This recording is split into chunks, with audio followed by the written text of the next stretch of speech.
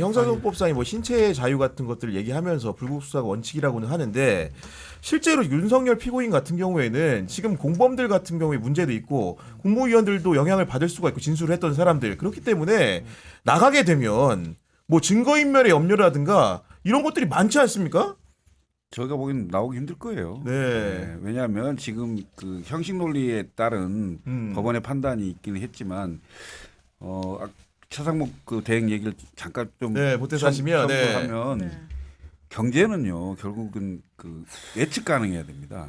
우리나라가 지금 예를 들면 지금 윤석열 대통령이 구속이 취소되는 상황이 되고 그다음에 헌재가 판단이 어떻게 될지 모르는 상황이 되고 이런 식으로 자꾸 만들어 내잖아요.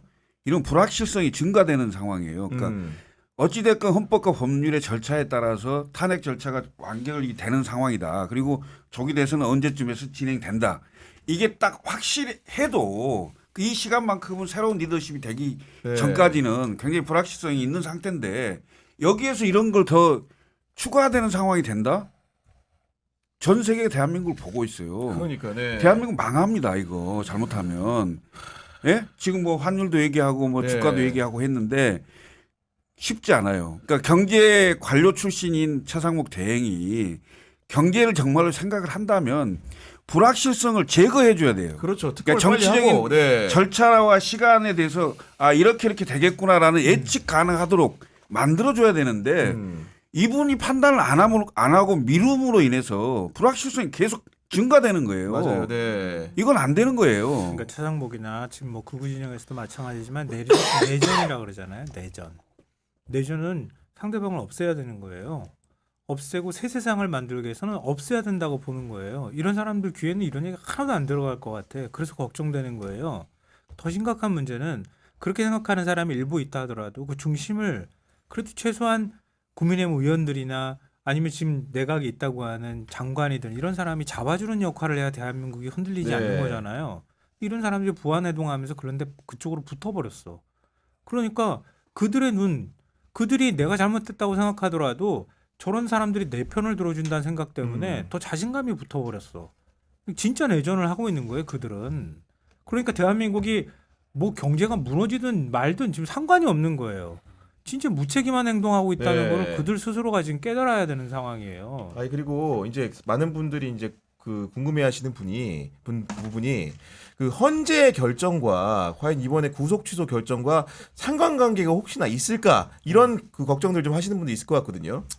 저는 뭐 없다고 생각합니다. 그러니까 뭐 최근에 뭐 곽종근이라든지 홍장원의 메모라든지 여러 가지에 대해서 얘기를 하고 있지만 우리가 알다시피 탄핵 심판의 주요 쟁점들이 크게 네 가지가 있는데 그 네 가지 중에서 그 곽종근이나 홍장원 이런 것들은 아주 지엽적인 부분의 일부분의 하나고 그 다음에 이제 지금 구속 취소가 된 것은 이건 윤석열 대통령의 불법적인 비상계엄에 대한 내용의 문제가 아닌 거예요. 우리 그 김철근 청장께서 말씀하셨지만 계속해서 이 형식과 절차의 문제입니다. 물론 이것도 중요하긴 하죠. 하지만 이 형식과 절차와 어떤 범죄 행위의 내용과는 축구와 야구처럼 전혀 다른 얘기인 겁니다. 전혀 다른 그라운드다. 그렇기 때문에 헌법재판소에서 뭐 물론 단 일도 영향을 안 준다라고는 할 수는 없겠죠. 하지만 자기들이 하고 있는 일과 지금 벌어진 일은 다른 일이기 때문에. 근데 왜 그런 우려를 하느냐? 오늘 대통령실이 이제 회의를 열고 내놓은 입장이 뭐냐? 대통령의 구속 취소 결정을 환영한다 이렇게 얘기하면서 대통령실은 국민과 함께 대통령의 조속한 직무 복귀를 기대한다는 말까지 해놨습니다. 뭐 대통령실이니까 뭐 그럴 수 있지만 국민과는 전혀 다른 생각을 하고 있는 것 같아요. 그러니까 그 헌재에서 하는 것은 이제 파면 절차잖아요.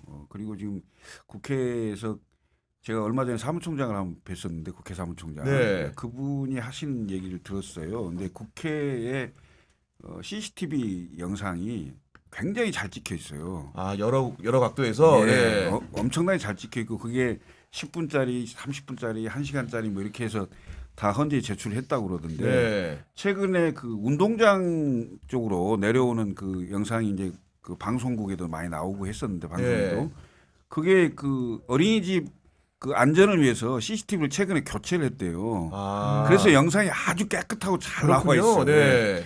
그리고 이제 그 심지어는 국회 그러니까 진입하는 거잖아요. 군인들이 진입할 때 유리창 깨는 것만 우리가 대부분 나와 있는데 맞아요. 네. 본관 뒤쪽으로 들어오면서 그 국회를 지키는 그 경위들하고 엄청난 몸싸움과 아, 그래요? 그 물 대포로 쏘는 네. 그런 것들이 다 찍혀 있는 게 있대요. 물대포를 쐈다는 계엄군이 쐈다는 겁니까? 아닙니다. 그 아, 진입을 그게- 막기 위해서. 소화기, 예. 소화기. 소화기 아. 그걸 이제 쏘고 이런 것들이 영상이 다 찍혀서 제출이 돼 있는 상태이기 때문에 음. 지금 현재 나와서 뭐 증인들이 이런저런 얘기하는 거 있잖아요. 그다음에 대통령께서 그러니까 윤석열 대통령이 하는 얘기들 자체가 전혀 그 영상하고는 매치가 안 되는 거예요.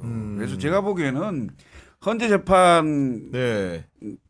지금 이 구속 취소 결정과는 결정과는 일도 관계가 없고 네. 전혀 영향을 받지 않을 것이다. 그리고 네. 심지어는 지금 뭐 마흔역 재판관 그걸 가지고 5대 3이니까 6대 3 만들려고 그런 거 아니냐 뭐 이런 그렇죠. 얘기들이 네. 뭐 찌라시로 막 돌아요.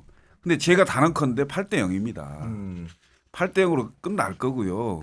그리고 그 망상 속에서 자꾸 그 부추기고 그렇게 네. 해서 뭐 아스팔트 극우들이 뭔가 될 수 있을 것처럼 얘기하는데 그들이 나와서 시위를 해서 체포를 막았습니까? 구속을 막았습니까? 뭘 막았습니까?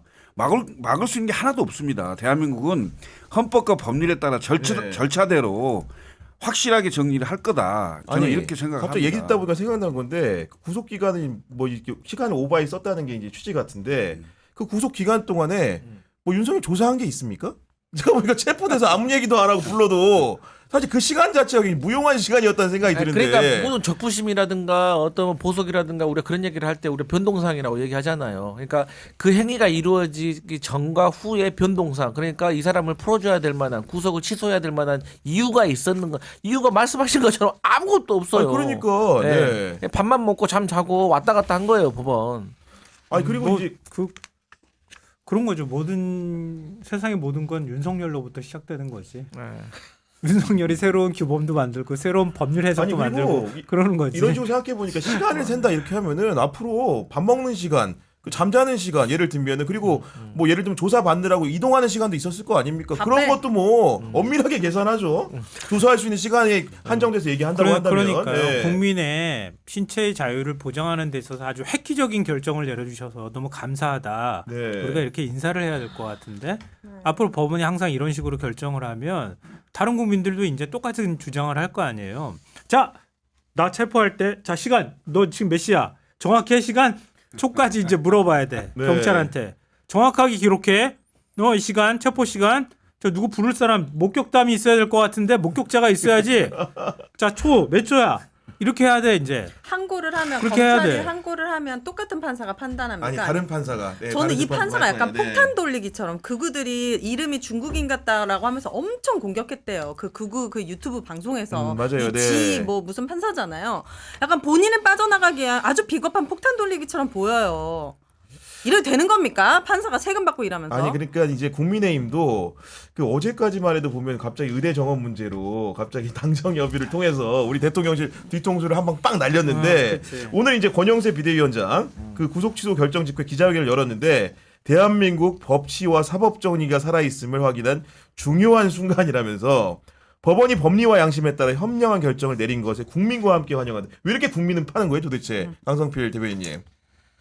아 진짜 너무 피곤하네요 진짜. 근데 아니 어젠가 뭐 오세훈 뭐 저기 어디 인천시장 뭐 충북지사인가 뭐 김영환 그래가지고 이제 단체장들은 이제 또 탄핵에 또 그 찬성한다는 그 의견으로 바뀌었던데 그리고 또 최근에 뭐 이제 지도부가 어디는 뭐 안 나타나고 막 그랬었잖아요. 그 이유가 이제 슬슬 탄핵 심판 결정 날 때 되니까 다시 이제 이별할 준비했었는데 또 이런 건 아니까 또 그새를 또 못 참고 또 환영한다고 하고 근데 아, 예. 여기에 또 한동훈은 혼란 초래한 공수처 폐지해야라고 한술까지 또 얹혔어요. 그러니까요. 네. 아니 한동훈 대표도 입장 변화가 계속 이제 미묘한 게 오늘 뭐라고 했냐면은 법원이 절차상 문제가 있다고 판단했다면 구속 취소는 당연하다. 이렇게 하면서 지금 뭔가 검찰 출신이고 법무부 장관까지 했잖아요. 그렇다 보니까 친정인 검찰을 향해서 이런 얘기를 지금 하고 있는 겁니다. 한동훈은 지금 정치 재개하면서 그 본인이 어찌됐건 조기 대선에서 그 후보가 되려고 하는 생각을 하겠죠. 네. 그러니까 본인의 원래 색깔을 지금 계속 퇴색시키는 거예요. 그래서 윤하고 가까이, 그다음에 극우 아스팔트하고 가까이 이렇게 가려고 하는 생각들을 많이 갖고 그쪽으로 지금 이동하고 있는 상황이라고 네. 보여지거든요. 근데 제가 봤을 때는 한동훈 대표는 이러나 저러나 안 돼요. 음. 적어도 이번 대통령 선거가 조기에 일어나면 두 가지 그 프레임은 짜여질 겁니다. 우선 첫 번째는 대통령을 탄핵시킨 대통령을 배출한 정당의 후보는 그렇죠. 대통령 되기 힘들겠죠. 네. 적어도 이번만큼은. 그렇죠. 두 번째는 검사 출신의 초짜 대통령은 힘들겠죠. 왜냐하면 임기도 못 채운 전임 검사 낙마사례가 출신의 있기 때문에. 네. 그런 상황이기 때문에 한동훈은 두 가지에 다 걸려요. 그래서 어차피 이번에 안 된다면 국민들에게 본인의 선명한 그 정치적인 입장이라도 남겨야 나중에 있을 거 아니겠어요? 그렇죠. 그런데 네. 지금 이런 식으로 잠깐 사이에 극우의 뭔가 지지를 얻어서 후보가 될 수 있는 양 네. 이런 행태의 정치를 보이는 것은 앞으로 한동훈은 이번 대선뿐만이 아니고 앞으로 정치하는 것 자체가 어려운 지경이 될 것이다. 라고 저는 생각을 합니다. 근데 이제 그 헌재가 결국은 이제 결정을 좀 이렇게 신속하게 해줬으면 하는 바람인데 안 그래도 이제 파면 결정이 내려진다면은 지지자들이 이제 그 폭동에 가까운 무력 시위를 할 거로 예상이 되는 상황에서 오늘 봤더니 구속 취소 결정이 나오니까 또 대통령 관저 앞으로 모여라 지금 하고 있습니다 지금. 좁에서 뭐 갑자기 우리가 이럴 때가 아니라 서울구치소로 가자 뭐 그랬다고도 하더라고요. 서울구치소도 깨부시게요? 아니 이제 가서 맞이하겠다고. 나오는 걸 맞아야겠다. 그러니까 예. 아니 이분도 저기서 그냥- 검사도 하고 판사도 하셨던 분이 그러니까. 아직 항고 절차를 못 잡아요. 그러니까 지금. 헛 네. 걸음이지. 지금 뭐 그러니까 네. 그러니까 한동훈이 또 이런 말도 추가로 남겼네.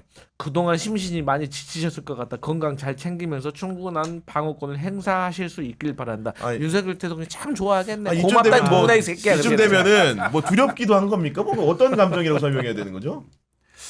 그러니까 우리가 버꾸라지 얘기하잖아요. 윤석열 대통령을 제일 가까운 자리에서 봤던 사람이에요. 그래서 탄핵에 찬성한다고 자기 책에 썼어요. 이건 윤 대통령이 나오면은 극우 보수와 같이 손을 잡거나 해서 더 나라가 혼란스러워질 테니까 빨리 탄핵시키는 거, 직무를 못하게 끌어내려야 되는 게 현실적인 답이고 그게 공공선에 부합한다고 얘기했어요. 이런 불법적인 계엄을 보수가 막지 못한다면은 앞으로 내란사령으로 몰릴 거라고 책에 써놨어 자기 이름으로. 그랬는데 자기가 정치 제기하니까 금방 말이 쓱 하고 바뀌는 거야. 네. 그리고 한동훈한테도 물어보잖아요. 반론을 제기하거나 반문을 하면 아마 이 사람은 틀림없이 그럴 거예요. 아니 계엄 선포는 불법적이고 위헌적이었습니다. 이렇게 얘기를 하고 저는 윤 대통령을 그런 면에서 옹호하지 않습니다. 다만 아무리 그렇게 죄를 진 사람이라 할지라도 제대로 재판받을 수 있어야 되는 거 아닙니까? 공수처 수사가 위법적인 부분들이 너무 많고 문제가 너무 많습니다. 이렇게 얘기하면서 나는 그 부분만 얘기한 거예요. 이렇게 얘기할 거예요. 자기가 전체의 취지나 맥락에서 얘기했던 거하고는 전혀 다른 방향으로 계속 가고 그렇죠. 네. 엉뚱한 소리를 하고 있는 거야. 이런 정치인의 말을 어떻게 믿어요? 금방 자기가 책 일주일밖에 안 냈죠? 네. 그거 읽는다고 눈이 빠지는 줄 알았더만. 너무 아깝다 정말. 진짜 한동훈의 말은 저는 정말. 언급할 가치가 없는 것 같아요. 이 사람은 매일매일 말이 달라지기 때문에 신뢰가 없습니다. 결국은 지금 상황에서 정리를 할 수 있는 방법은 그 피고인 윤석열의 범죄가 또 추가로 발견된 것들이 있습니다. 어떤 거냐면 이게 다 결국은 경호처에 관련된 문제들이 많아요. 지금 이제 경찰에서 수사를 했고 이 부분에 영장 반려를 계속 하다 보니까 저 이런 제도가 있는 거 처음 알았는데 그 영장심의위원회를 개의를 했고 어제 서울고검에서 이 구속영장을 청구하는 것이 타당하다. 그 외부 전문가들이 모여서 결정을 내린 겁니다. 왜냐하면 그 체포영장 집행을 불허하는 과정에서 김성훈이 누구 말을 들었겠습니까? 내란숙의 윤석열의 말을 들었을 거 아니겠습니까? 그런 측면에서는 이런 수사 정방향으로 가야 되는 거 아니겠습니까? 지금? 당연하죠. 네. 당연하죠. 그리고 검찰이 그 눈치를 보면 안 돼요. 그러니까 검찰이 제대로 된 판단을 하기 어려우니까 이 심의위원회에다가 결정을 맡긴 건데 네. 물론 이게 공고 상황이긴 합니다. 뭐 꼭 맞아요. 이대로 네. 하라는 법은 없지만 이 심의위원회에서 결정한 대로 아마 따라줘야 될 겁니다. 더군다나 그 대통령 피의자 그러니까 윤석열을 체포하는 과정에서 경호처가 그걸 옹호하고 그 방어를 하는 거 그 네. 자체가 불법이고 그렇죠. 위법이죠. 네. 당연히 국민들을 봐서라도 그건 안 되는 일이잖아요. 근데 그 일을 했다. 당연히 구속 사유가 되는 거죠. 저는 구속시켜야 된다고 생각합니다. 근데 네. 오히려 검찰이 이 부분을 가지고 약간 눈치를 봤던 게 아닌가 이런 생각이 들어요. 굳이 뭐 기소를 할 거냐 말까, 구속을 시킬 거냐 말 거냐를 왜 물어봅니까? 그냥 하면 되지. 그러니까 지금은 이제 그 내란으로만 그 우두머리로만 이제 기소가 돼 있는 상황인데 제가 말씀드리는 부분은 공무집행 방해 주범으로서 실제로 추가로 수사가 있어야 되고 이런 부분도 새로운 범죄 혐의가 발견이 됐으면 여기에 대해서 추가적인 구속 사유가 필요하다. 그런 부분 주장을 법원에 해야 되지 않겠습니까 지금? 누가 해야 됩니까? 그 경찰이 청구하고 네. 경찰이 수사하고 네. 검찰이 또 기소하는 절차가 그대로 있어야겠죠. 좀 제대로 알고 있구만. 네. 어쨌든 간에 지금 김성훈이를 왜 구속을 해야 돼? 그러니까 검찰 이제 심의위원회에서도 이것도 사실 그나마 다행인 게 외부에서 그러니까 한 50명 정도의 인력 풀이 있는데 그 중에서 외부 인사들, 그렇죠, 뭐 네. 법률가, 뭐 언론인들, 뭐 이런 분들을 무작위로 뽑아가지고 9명에서 심의를 하니까 이런 결과가 나온 거고 지금까지 17차례의 심의가 있었는데 그 중에 이번 말고는 단 한 차례만 영장 쳐라. 구속시키는 차라 이런 결과가 났는데 이번에 두 번째인 거예요. 그만큼 이게 보수적인 위원회인데 여기에서도 김성훈 구속해야 되라고 나온 그렇죠. 거죠. 네. 김성훈을 구속해야 되는 이유가 한 3가지 정도가 있는데 그중에 가장 중요한 게 지금 우리가 계속 말하는 비화폰의 서버를 빨리 확보를 해야 되지 않습니까? 그런데 민주당의 윤건영 의원한테 제보를 해준 사람 내부 고발자에 따르면 이게 비화폰들을 지금 다 수거를 해가지고 실물로 가지고 있다는 거예요. 봉인을 해가지고 네. 그 전원을 키면은 거기에 기록이 다 남아있다는 거예요.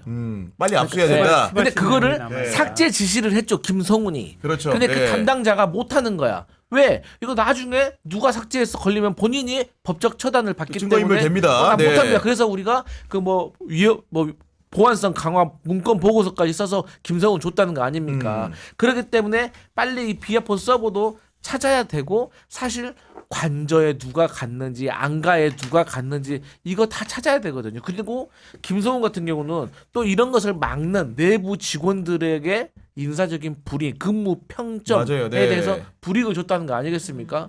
그래서 저는 어제 이제 이런 결정이 나와서 드디어 이제 뭔가 좀 제대로 돌아가는구나. 김성훈 너도 이제 바로 차가운 새창살 아래 들어가는구나 했더니 구속 취소 이런 뭐 이상한 얘기 나오니까 지금. 아니 그리고 그 제가 하나 말씀드리면은 김성훈 관련된 부분 가장 중요한 게 비화폰이지 않습니까? 비화폰을 결국은 누가 어떻게 썼고 누가 이거를 쓰라고 허가했는가? 아무리 누구나 그렇게 생각할 겁니다. 김건희 여사가 비화폰을 쓴 거는 대통령의 허가. 지시 있었던 거죠. 그러면 아까 홍수가 얘기했던 직권남용의 가능성도 분명히 존재하는 겁니다. 그런 부분들을 지금에라도 홍수가 다시 한번 제기를 노린다면 해야 되지 않겠습니까? 제대로. 예. 당연하죠. 너무 당연한데 당연한 거를 당연하지 않게 받아들인 사람도 많고 또 그거에 대해서 다른 생각을 하는 결정을 하는 게 너무 많아서 사실 저도 좀 머리가 막 산만하고 좀 복잡하긴 한데요. 아까 김성훈 처장 영장심사위원회에서 그 이제 구속영장 발부해야 된다 이런 의견을 냈잖아요. 네. 그거 하면서 좀 생각이 복잡해졌는데요. 네. 이게 2020년 검경수사권 조정 때 생겨난 제도거든요. 근데 이 제도가 제 역할을 하는 걸 처음 본 것 같아요, 저는. 이번에도 역시. 지난번에 이제 수사심의위원회 열렸잖아요. 네. 최재형 목사는 기소하는데 네. 김건희 여사는 기소하면 안 된다. 이렇게 네. 결정을 했잖아요. 그것도 엇갈리는 결정이 나왔어요. 근데 두 사람은 한 몸이잖아요. 어찌 네. 보면. 네. 하나는 명품 준 사람이고 하나는 명품 받은 사람 아니에요. 줬다는 사람이 청탁했다는데. 그러니까 이렇게 혼란스러운 부분들이 있고요. 이렇게 대한민국에서 가장 권력이 강한 힘이 센 사람은 사실은 법이 필요 없는 거예요. 법이 필요 없기 위해서 계엄을 선포한 거 아니에요? 자기 그렇죠. 멋대로 네. 법을 잘 지키려고 했으면 어떻게 계엄을 선포할 수 있겠어요. 근데 그런 자를 우리는 인권 보호도 해줘야 되고 다 보호해줘야 돼. 우리랑 똑같은 사람으로 취급해줘야 돼. 말도 안 되는 이런 어떤 사회의 모순들이 막 느껴지는 거예요. 근데 마지막으로 제가 지금 딱 질문하실 때 마지막으로 생각한 게 뭐냐면요. 그래도 이렇게 흔들리는 우리가 권위주의 체제를 청산하고 그나마 국민들이 주인이 돼가는 좀 자유롭고 좀 무질서하지만 그 안에서 뭔가 질서를 만들어 오면서 네. 대한민국이 이렇게 성장한 거란 말이에요. 그러니까 지금 우리가 목도하고 있는 것도 어찌 보면 한 방에 그냥 쫙 정리 가능한 거는 과거 독재 시절 때 가능했던 일이었던 건 아닐까? 이런 좀 다소간의 혼란들이 결국은 사람의 영향도 받고 세력의 영향도 받고 많은 영향을 받지만 어느 순간 이렇게 제자리를 찾아나가는 과정이 있을 네. 거다. 너무 낙담하거나 너무 힘들어하지 않았으면 좋겠다는 그러니까 생각을 지금도 했어요. 내가 보면 이게 특검이 유효하다고 생각하는 게 이게 내란 사건을 지금 경찰, 검찰, 공수처 그러니까요. 다 예. 나누고 어떤 사람은 경찰에서 하고 어떤 사람은 검찰에서 하고 어떤 그러니까 사람은 공처 공수처에서 가서 하고 이게 지금 그리고 이제 기소는 다 검찰이 이제 기소하는 이런 상황인데 실제로 그러면 재판을 하는 과정에서 그러니까요. 제대로 그 공소유지를 할 수 있겠냐 이런 음. 생각도 좀 많이 들고요. 음. 아까 얘기했듯이 이 비하기폰 같은 경우는 비하기폰이 사실 공무집행 방해를 교사하고 지시를 했는지 여부가 확인될 수 있는 거고. 맞습니다. 네. 그다음에 실제로 그 계엄 그때부터 비하폰을 많이 썼을 건데 거기에 내용이 다 들어있을 거예요. 그렇죠. 예. 네, 연락한 그거 다 확인해야 되는 거 아니에요? 여러 가지들이. 그러면 네. 그게 다 증거가 되는 건데 음. 왜 이런 것들을 할 수 없는 상황으로 자꾸 만드는 건지 난 이해를 할 수가 없어요. 국민들은 정말 열받는 거잖아요. 그러니까요. 왜 못합니까 이걸?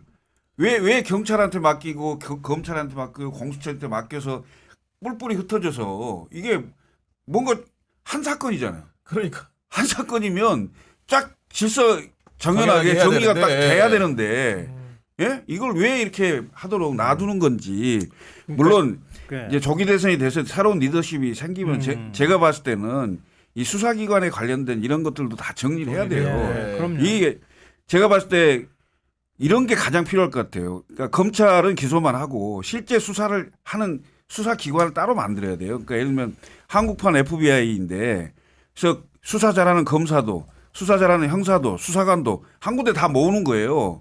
지금 경찰이 그걸 하고 있는데 수사를 잘하는 검사들이 경찰 조직에 갈 수가 없는 거야. 그러니까 그렇죠. 예. 경찰 수사본부라는 게 있는데 이게 수사가 제대로 안 되는 거예요. 그걸 믿지를 못해. 큰 사건을 해본 적이 없어요. 공수처도 마찬가지, 경찰도 마찬가지예요. 그러나 검찰은 해봤다 손 치지만 검찰총장 출신이야 더군다나. 어떻게 믿어? 그럼 어떻게 해야 되냐고요 국민들은. 그러니까요. 결국 네. 특검밖에 없는 건데 왜 이걸 제대로 못 만들어내는지 정말 그러니까 안타깝습니다. 네. 안타까워. 답답한데요. 아까 그러니까 제가 말씀드렸던 그 논리에서 조금만 더 얘기를 드리자면 윤석열 같은 인간이 있을 거라고 아무도 예상하지 못했고 계엄을 선포할 거라고 아무도 예상하지 못했던 거기 때문에 우리 사회 어느 부분이 허점이 있었던 거죠 사실은.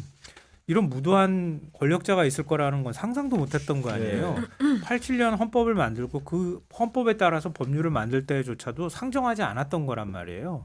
그러니까 큰 틀 안에서 다시는 이런 독재를 시도하려고 하는 사람이 나오지 않게 만들어야 되겠다고 하는 점에서는 헌법과 계엄법은 아주 치밀하게 어느 정도 만들어놨는데 그 외의 것들을 우리가 계엄이나 네. 이런 상황을 전제로 해서 수사권 조정이나 이런 것도 하지 않았다고 하는 거죠. 그러니까 그 부분에 대해서는 지적을 받을 만하다라고는 생각하지만 왜 그렇게 하지 않았냐라고 하는 것에 대해서는 저는 약간 좀 동의하기가 어려워요. 왜냐하면 뒤늦게 우리가 꿰맞추는 논리나 마찬가지처럼 들리기도 하거든요.